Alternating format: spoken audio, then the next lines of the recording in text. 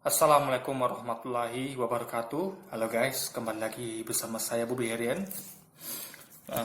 Setengah jam lagi membuka puasa guys. Jadi saya kesempatan untuk ya sedikit membuat video untuk kita semua gitu kan, untuk belajar lagi gitu.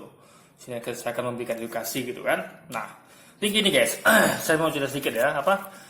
Ini kan hari pertama puasa. Jadi di hari pertama puasa ini tentu kita semua berniat tentunya untuk berusaha menjalannya sebaik mungkin gitu. Nah, alhamdulillah ya, saya nggak tahu kenapa sepertinya niat tulus dan baik itu dijabah Allah dengan Allah seperti memberikan ilmu pada saya guys. Jadi anda akan merasakan momen seperti itu. Ketika Anda berusaha untuk berbuat yang terbaik, ketika Anda berniat untuk melakukan yang terbaik, itu Anda akan mendapatkan paradigma baru gitu. Nah, ini akan saya berikan pada Anda ya. Ini adalah grand strategik ya. Jadi strategi besar bagaimana supaya Islam ini maju gitu.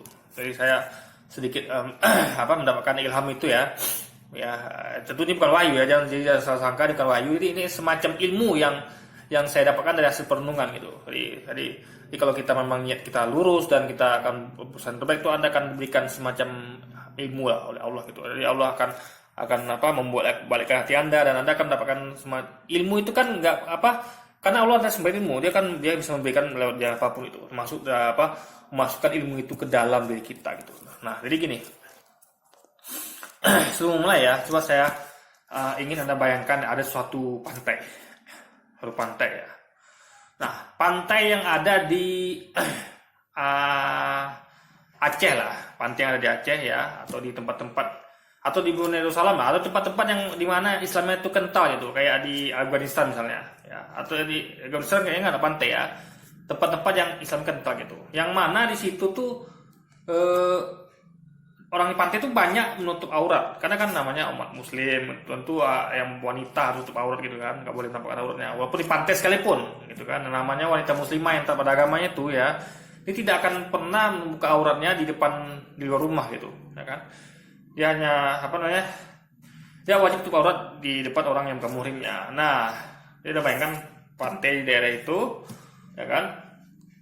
Tentu mayoritas isinya adalah orang-orang seperti itu kan, wanita muslimah yang menutup aurat, bahkan memakai cadar gitu. Nah, bandingkan dengan pantai di daerah misalnya di Amerika, di tempat yang mana itu ya muslimnya sedikit gitu kan, bahkan ya hampir nggak ada lah gitu. Jadi di situ tuh pada tau lah kalau di situ muslimnya sedikit atau hampir tidak ada, tentu isi pantainya lah orang-orang yang membuka aurat, mungkin ya wanitanya memakai bikini cuma bercelana dalam aja, bahkan kadang tidak memakai BH ya, mohon maaf ya. Jadi memang itu adalah merupakan suatu kebiasaan gitu. Nah, coba Anda bayangkan sekali lagi, ketika seorang yang hanya memakai pakaian dalam pergi ke tempat pantai yang dimana itu merupakan domisili dari orang-orang muslim gitu. Nah, apa yang terjadi? Yang terjadi adalah orang ini yang datang ke tempat kaum muslimin itu akan dianggap aneh dan dianggap radikal gitu kan, karena berbuat sesuatu yang orang itu nggak biasa melakukannya gitu, buat sesuatu hal yang aneh, yang ujuk-ujuk gitu, yang ibaratnya yang lain sendiri gitu, yang nggak mainstream lah ibaratnya, karena mainstream di situ lah berlaku memakai hijab atau aurat gitu kan. Nah, jadi orang yang cuma memakai pakaian dalamnya akan dikatakan radikal ya kan. Nah, lalu ketika dia melakukan aksi lebih nih, misalnya dia melakukan aksi misalnya dia merasa terusik, padahal dia yang beda sendiri gitu, dia merasa terusik, lalu dia tiba-tiba dia memukuli orang-orang muslimah ini gitu kan. Kenapa sih kalian tidak mau memandang saya aneh gitu kan? Dia mudah marah karena dia nggak suka dipandang aneh gitu, lalu tiba-tiba dia pukuli. Nah, dia akan dicap intoleran gitu. Nah, jadi ini adalah, saya mau sampaikan, ini adalah bentuk intoleran yang salah gitu kan. Nah, kita kembali di kawasan pantai Amerika misalnya, atau pantai yang di situ kaum muslimnya sedikit atau tidak ada. Lalu datanglah seorang memakai cadar gitu kan, memakai cadar atau aurat gitu di situ. Apa yang terjadi? Dia kan dianggap aneh, nggak mainstream gitu. Karena di situ yang berlaku adalah wanitanya memakai pakaian dalam gitu, ya kan, tutup semuanya membuka aurat gitu. Nah, dia akan dicap radikal. ya kan? Nah, tapi kalau dia di sana, stay di sana, tapi dia tidak melakukan, dia tetap nggak suka sama wanita yang buka aurat itu, karena itu dilarang pada dalam agamanya. Tapi dia tidak melakukan sesuatu yang apa ya, mungkin dia nasihatin gitu kan, itu kan baik. Nah, asal dia dalam batasnya, kadarnya, dia tidak melakukan pemukulan dan segala macam itu. Nah, dia dengan nasihat baik gitu kan, di lingkungan yang ekstrim seperti itu, yang bukan ekstrim ya, yang mainstream gitu kan, karena dia kan ekstrim, karena dia beda sendiri gitu kan. Nah, pertama dia akan dicap radikal. Nah, dia akan dicap juga intoleran apabila dia memukuli atau melakukan serangan kepada orang yang mainstream tadi gitu. Nah, tapi kalau dia diam saja, dan muslimah itu biasa begitu, mereka tidak mau mengganggu gitu kan. Ya, dia akan tetap, mungkin dia akan pergi atau dia tetap di sana gitu kan, tapi tidak melakukan hal buruk, mungkin mencoba nasihati dan semacam kan. Kalau dia mampu nasihati, dia akan nasihatin. Nah, dia tidak akan dicap intoleran gitu, ya kan? Dia cuma dicap radikal. Nah, di sini ada akan paham poinnya. Jadi radikal dan intoleran adalah suatu objek yang mana kalau objek ini diletakkan di tempat tertentu, dia akan Jadi sebenarnya gini, radikal dan intoleran itu adalah bukan suatu hal yang salah ya. Jadi radikal dan intoleran adalah suatu objek yang akan jadi benar apabila ya dia dia akan menjadi benar apabila dia sesuai dengan prinsip-prinsip yang diyakini banyak orang gitu. Sebenarnya bukan diyakini banyak orang ya, diyakini dalam prinsip Islam gitu. Nah, jadi dan radikal intoleran itu akan menjadi salah apabila di luar dari prinsip Islam gitu. Itu kalau kita kacamata seorang muslim gitu kan. Nah, cuman sayangnya ada orang-orang yang kan ya semua kan tergantung pada mainstream gitu. Jadi kebanyakan hal yang biasa. Nah, makanya ketika ya, kalau kita tahu yang sebenarnya kalau kita seorang muslim kan wajib tutup aurat. Kita tahu buka aurat itu salah gitu, haram gitu kan. Nah, itu kan berarti kalau yang benar adalah tutup aurat. Buka aurat itu salah gitu. Nah, cuman kalau Anda berada di tempat mainstreamnya itu membuka aurat, tidak menutup aurat, itu Anda akan dicap radikal karena beda sendiri gitu. Jadi Anda padahal itu adalah hal yang baik gitu, guys. Jadi sekali lagi ketika orang dituduh radikal atau intoleran itu kan berarti dia salah gitu. Nah, jadi Anda paham ya.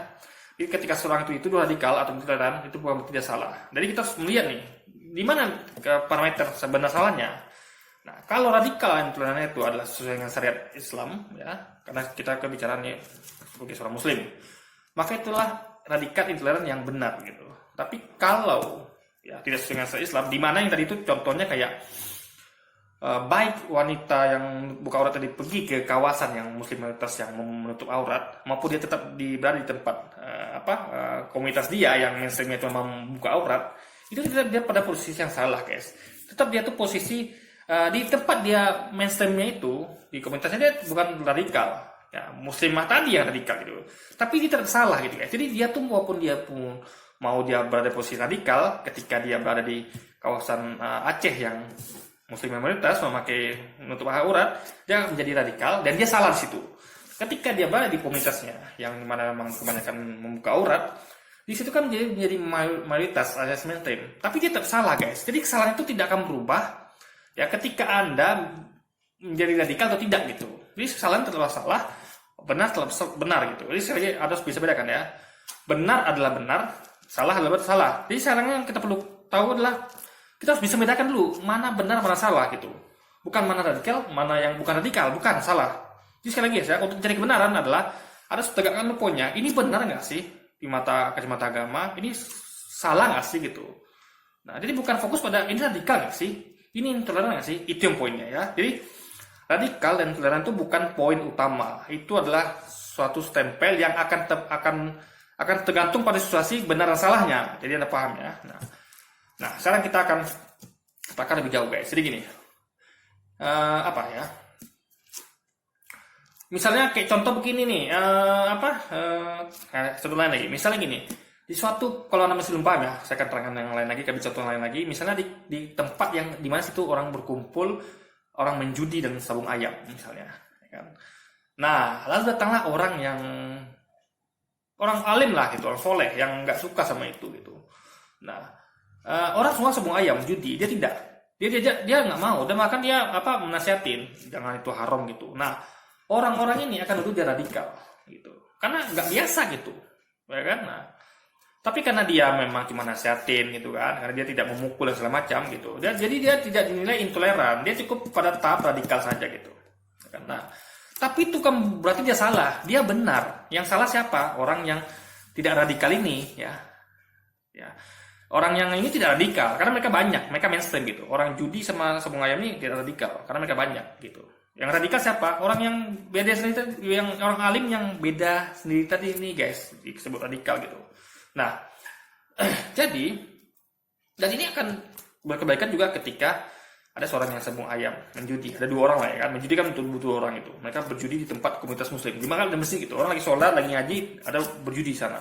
Nah, orang keduanya kan dianggap radikal karena mereka bukan bagian dari mainstream gitu, ya kan? Nah, apalagi kalau ketika mereka dinasihatin, mereka malah, atau ketika mereka dipandang kurang elok, artian kan dipertanyakan kenapa sih? Dan mereka bodoh singgung, mereka menyerang orang ini, orang muslim tadi gitu. Nah, mereka yang dicap radikal sekaligus intoleran gitu guys. Jadi paham di sini ya. Nah, jadi sekali lagi guys ya, benar salah tidak berhubungan sama radikal dan intoleran. Jadi pemahaman sekarang berkembang adalah radikal itu pasti salah, intoleran itu pasti salah. Itu yang perlu kita luruskan. Radikal dan intoleran tidak berhubungan dengan benar dan salah. Radikal dan intoleran itu bisa benar kalau kondisi tertentu, dan radikal dan intoleran itu bisa salah kondisi tertentu gitu. Nah, pada poin yang tadi, radikal dan intoleran, ya, intoleran lah, radikal dulu ya. Karena intoleransi ini kan bisa dalam hati juga gitu, tidak menunjukkan dalam hati itu termasuk intoleran gitu, cuma nggak dinampakkan itu kan, sehingga tidak tahu kalau dia itu sebenarnya intoleran gitu. Nah, radikalnya seorang wanita yang, atau ya orang yang suka judi lah, radikalnya orang yang suka judi yang datang ke tempat masjid gitu kan, atau tempat orang-orang soleh, ya kan, itulah radikal yang salah ya. Radikalnya orang bom bunuh diri deh, kan itu orang dalam agama kan, ya. Nah, mereka datang membom suatu tempat yang di situ itu tidak biasa, bom bunuh diri itu selalu nggak biasa guys, aneh gitu kan, nggak pernah mereka melakukan itu gitu. Nah, itu akan disebut radikal karena dia beda sendiri gitu. Nah, itu radikal yang salah. Tapi ketika ada seorang muslim gitu kan, nah, dia memang pegang pada syariat, dia pergi ke komunitas yang misalnya membuka aurat atau kawasan orang yang berjudi, sebung ayam, dia radikal, tapi dia berada di radikal yang benar. Kenapa? Karena dia beda sendiri dalam hal yang kebenaran gitu. Anda paham misalnya? Jadi ketika ada seseorang meletakkan poin, saya anu radikal, intoleran, Anda lihat dulu gitu. Karena bukan berarti dia salah gitu. Bisa jadi yang melabelkan radikal, intoleran itu yang salah guys. Kenapa? Karena mereka tidak paham gitu. Maka kita pahamkan di sini gitu. Nah, contoh sekarang misalnya gini, kayak misalnya FPI yang kita bicara sekarang ya, dikatakan mereka ini kan radikal dan intoleran, ya kan? Nah, saya bisa jadi setuju dengan hal ini. FPI ya radikal dan intoleran gitu. Nah, sekarang kita bedah dulu, mereka radikal dan intoleran benar apa yang salah gitu. Nah, sekarang kita lihat tuh, aksi-aksi FPI adalah apa yang mereka lakukan? Mereka berusaha memberantas maksiat, ya kan? Mereka berusaha memberantas perjudian, memberantas pelacuran, masih lainnya gitu. Dan itu tidak mainstream guys gitu. Kebanyakan orang tuh biasanya acuh tak acuh. Misalnya Anda lihat banyak kan, ada orang nampak pelacuran, apa yang terjadi mereka menganggap biasa saja.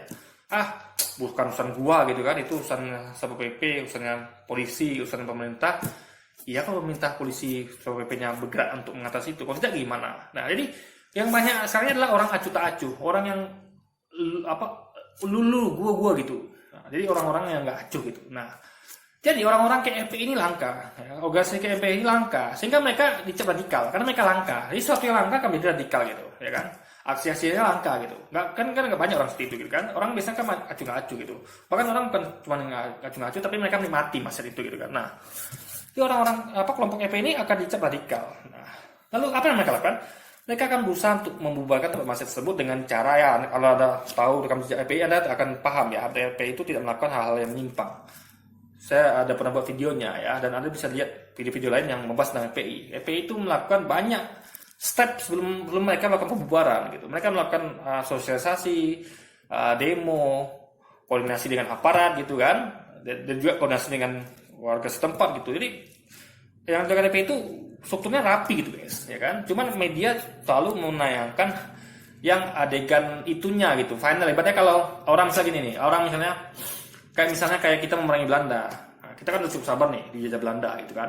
Dijajah Belanda, kita dipaksa nanam beras segala macam gitu kan, dipaksa Belanda. Tiba-tiba kita sudah ngomong dia si Belanda jangan begitu dong gitu kan, jangan jajah kami dan segala macam gitu. Kita dong baik-baik. Si Belanda nggak mau dengar gitu kan. Nah, apa kita lakukan? Perang dengan Belanda gitu. Nah, media sayangnya hanya menayangkan itu gitu. Ketika kita memukuli Belanda gitu kan. Di framing adalah lihat itu para pejuang radikal, ya kan? Mereka melukis penjajah. Nah, mereka tidak, kalau Anda kaji, Anda kan tahu yang mana yang benar mana salah gitu. Yang mana adalah para pejuang, yang salah adalah Belanda. Meskipun yang di waktu itu dipukul adalah Belanda, yang ditusuk bambu runcing adalah Belanda, yang mati di tangan kaum pejuang kemerdekaan adalah Belanda gitu. Jadi bukan berarti ketika Belanda ditusuk sama bambu runcing itu Belanda yang benar gitu, pejuang yang salah. Tapi karena hebatnya media memframing gitu kan, dia memframing adegan Belanda ya ditusuk sama bambu runcing, jadi orang akan dan mengatakan pejuang ini teroris gitu. Akhirnya orang akan tertipu. Makanya kalau mau lihat masalah bukan seperti itu caranya guys, bukan melihat framing sekilas, tapi melihat dulu apa yang ada sebelumnya awalnya itu. Nah, kalau melihat FPI dan tempat maksiat, ketika FPI bentrok dengan tempat maksiat, Anda dia nggak bisa melihat ketika bentroknya guys. Misalnya ketika orang FPI memukuli preman di sana, jadi di situ kan memang berlaku lah preman korban, FPI adalah pelaku gitu kan. Kadang-kadang FPI juga jadi korban, teman kadang-kadang media nggak sorot. Nah, yang perlu pahami adalah bersalah dilihat bukan seperti itu, tapi dilihat dari sebelumnya apa yang diperjuangkan FPI ya, dan apa yang diperjuangkan oleh para preman tempat maksiat ini gitu. Jadi disitulah indikator kebenaran. Jadi sekali lagi ya, kita harus berpikir melihat asal mulanya, sebab akibat, bukan hanya akibatnya saja gitu. Nah, jadi orang-orang FPI ini nggak banyak gitu guys, ya kan? Yang padahal itu diperintahkan agama untuk bukan hanya kita tuh juga harus menegakkan nahi mungkar juga gitu. Jadi bukan hanya nahi aja, tapi juga mungkar gitu, ya kan? Kita melawan kemungkaran juga gitu. Jadi itu tidak paham. Jadi karena sedikit ini makanya FPI dianggap radikal gitu. Juga umat Islam yang memperjuangkan khilafah misalnya, karena memang nanti khilafah kan berdiri juga yang perjuangkan oleh Imam Mahdi gitu. Jadi mau nggak mau, suka nggak suka, lambat laun Anda benci sama khilafah, nanti khilafah juga akan berdiri ditegakkan oleh Imam Mahdi. Kita ini paling hanya orang-orang yang membantu memperjuangkannya, karena nanti beliau juga akan menegakkan itu kan. Nah, jadi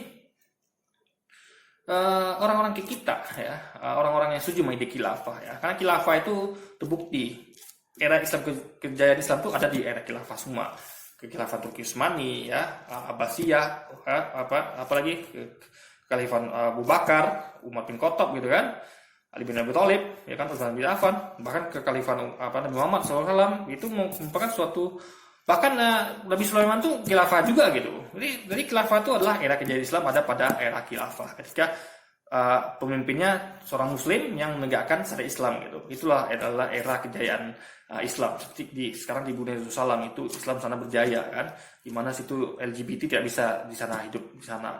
Mereka akan kucak-kacir ke luar negeri karena di sana mereka akan dihukum dengan syariat Islam gitu. Nah, jadi bentuk kejayaan kecil umat Islam itu ada sekarang ini, contohnya role model ada dua, di Turki dan di Brunei Darussalam. Di sana tuh Islam ditegakkan gitu dengan ya hampir sempurna gitu kan. Nah, Indonesia kan jauh dari situ gitu. Nah, jadi poin yang mau saya sampaikan adalah ya, kalau melihat suatu radikal intoleran itu Anda harus tahu dulu, paham dulu, ini radikal yang benar apa yang salah gitu. Dan juga intoleran, ini intoleran yang benar apa salah gitu. Nah, itu yang perlu dipahami. Nah, jadi ketika misalnya ada seorang muslim ya, dia datang ke tempat judi gitu kan, lalu dia menasihati baik-baik, tolong dong jangan berjudi gitu, atau tempat pelacuran, tolong dong jangan Anda itu kasihan itu wanita itu dia nggak mau melakukan diri gitu kan, Anda paksa dia untuk melacur gitu kan, ini haram segala macam, tiba-tiba dia dipukulin, dan itu dia bela diri dong, dia pukulin gitu. Nah, ya kan, nah di mata orang yang radikal adalah orang ini yang tadi berusaha nasihatin kebaikan itu. Ya, tapi dia berada di radikal yang benar ya, karena dia memperjuang dia mengatakan yang benar gitu, ya kan. Nah, mereka ini yang merame, tapi mereka jadi nggak radikal. Kenapa? Karena mereka di situ memang begitu komunitasnya gitu. Jadi orang akan mencap di sana itu yang radikal adalah di komunitas itu adalah orang yang alim tadi, yang berusaha untuk nasihatin dan berusaha untuk ya bela diri tadi gitu kan. Nah, cuma di luar itu masyarakat luas akan menilai ya, yang paham Islam, yang paham kalau itu salah ya, mereka tidak akan setuju dengan itu. Enggak, orang itu enggak radikal kok, Yang radikal itu adalah orang-orang yang karena yang di komunitas ini kebetulan lebih banyak yang solehnya gitu. Nah, di sekarang ini gini guys ya. Jadi Anda tahu sekarang rumusnya. Nih, pelajaran bagi kita ya. Ini grand design-nya ya. Kalau Anda mau Islam maju ya, saya ajarkan pada Anda. Kita harus buat supaya kita mayoritas dalam hal, kita kasarnya mayoritas Indonesia nih. Itu udah modal bagus gitu. Tinggal kita berusaha jadikan mayoritas ini adalah dalam bentuk juga kelakuan, perbuatan, ya semuanya di identitas juga. Gitu kan. Yang wanita muslimah ya, pakailah jilbab. Kalau bisa Anda pakai cadar, kalau bisa. Bagi laki-laki muslim, pakai celana cingkrang gitu. Pakailah jenggot. Segala macam yang menunjukkan Anda seorang muslim. Dan mungkin awalnya itu kan Anda akan aneh, mungkin ada sedikit gitu. Tapi kalau dibiasakan kan orang akan ikut-ikutan gitu. Jadi kalau terus-menerus lakukan itu kan jadi satu kebenaran, dan itu memang kebenaran gitu. Jadi kebenaran kan bagus untuk dijadikan kebenaran lagi. Tapi kalau sesuatu yang salah, misalnya kita itu tuh di pantai itu komunitasnya membuka aurat gitu, karena mereka banyak dan terus menerus akan mereka dianggap sebagai sesuatu yang benar. Orang yang salah malah orang yang tadi dianggap yang memakai hijab kan pergi ke pantai. Makanya semuanya adalah tergantung siapa yang paling banyak dan ya ibaratnya siapa yang mayoritas gitu. Nah, jadi untuk mengeluarkannya ya, karena kita di sini punya modal nih di Indonesia ini, dan di Indonesia pun saya dengar sekarang umat Islam ini adalah mayoritas gitu. Kita mau jadi modal di situ.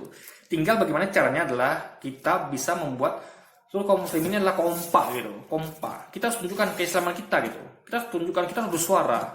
Kita harus minimal ngomong deh, speak gitu kan. Ini salah gitu. Lalu tentu dalam artian kacamata agama gitu. Misalnya kayak Anda nampak pelacuran nih, ya Anda katakan itu salah gitu. Itu salah gitu. Jangan Anda bilang ya udah serah deh gitu. Nggak bisa. Katakan itu salah. Yang salah katakan salah, benar gitu. Nah, juga misalnya kayak kasus FPI. Mereka benar, katakan benar itu. Jangan ada diam gitu kan. Karena nanti kalau ada diam, yang mengatakan salah akan menang gitu. Karena mereka menjadi mayoritas gitu. Ya, jadi kita yang dikitnya akan jadi mayoritas dan kita akan dicap radikal. Gitu kan. Nah, di poinnya adalah sekarang adalah tergantung banyak-banyakan. Tergantung sering-seringan gitu. Nah, makanya untuk memenangkan permainan ini, perjuangan ini gitu kan. Ini anggapnya suatu permainan yang kita perjuangan untuk kemenangan gitu. Kita harus bisa jadi yang mayoritas. Kita sekarang ini mayoritas secara jumlah ya, baik Indonesia maupun dunia, tapi belum mayoritas secara ideologi. Nah, maka kita harus mayoritaskan ideologi kita guys. Kita harus sosialisasi kemana-mana, ada tulakan deh virus Islam itu. Ada harus tunjukkan Islam itu adalah seperti ini. Islam itu tidak menyukai maksiat, membenci korupsi, membenci ketidakadilan, tidak menyukai kezaliman, tidak menyukai, itu ada tunjukkan gitu. Dan kita kompak semua gitu. Jangan ada barisan buzzer gitu. Kalau Anda menggugurkan ideologi Anda gitu. Jadi ini sekarang adalah perang ideologi ya. Ideologi komunis dengan ideologi Islam ya, ideologi Yahudi, ideologi yang lainnya lagi ya, globalis segala macam. Kita ingat kita ideologi Islam, jadi kita harus keluarkan virus Islam ya. Nah, makanya caranya banyak guys, banyak caranya. Ya. Jadi Anda jangan mudah putus asa deh, banyak caranya.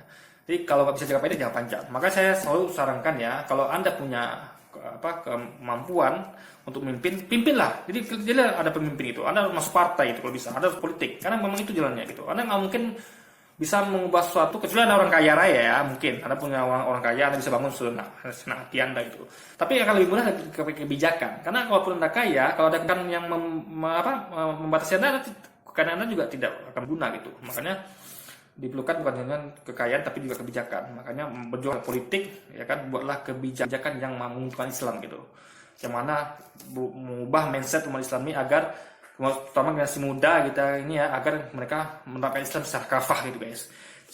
Dan mereka akan mampu bersuara, mereka harus bersuara di medsos maupun dunia nyata. Yang benar katakan benar, yang salah katakan salah, dan harus keluarkan virus itu ya. Dan itulah yang membuat Islam akan maju ya. Kita harus menang banyak-banyakan dan menang sering-seringan, itu kuncinya ya kan. Jadi sehingga mereka lah akan jadi radikal nantinya ya kan. Kita akan mudah mencap mereka radikal ya, karena mereka mainnya gitu senjata mereka. Radikal itu bagi mereka salah dan intoleran itu salah. Padahal tidak, belum tentu. Bukan itu kan oleh radikal dan intoleran, tapi tetaplah benar salah itu suatu kebenaran tetaplah kebenaran, kesalahan adalah kesalahan. Radikal dan intoleransi itu adalah hal lainnya lagi gitu. Oke? Jadi mudah-mudahan Anda paham dengan video ini ya. Kalau ada yang tidak tahu, Anda bisa bertanya di bawah, saya akan berusaha menjawabnya gitu kan.